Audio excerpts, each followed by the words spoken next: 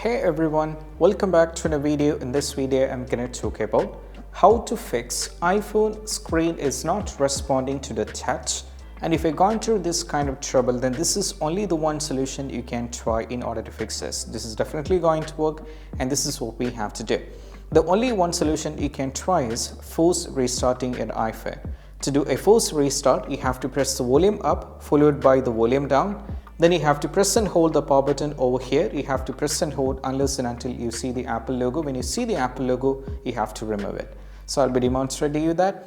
What you need to do is press volume up followed by volume down and press and hold the power button here, and make sure that you have to do this very instantly. And keep on pressing the power button over there. And now it's been completely off. When you see the Apple logo, you have to remove it. Remove your hand from there. Now the force restart is in process.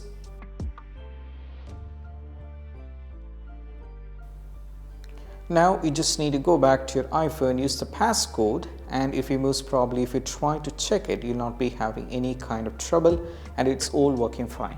And this is how we can do this, and I hope this quick video is helpful. That's it. Bye.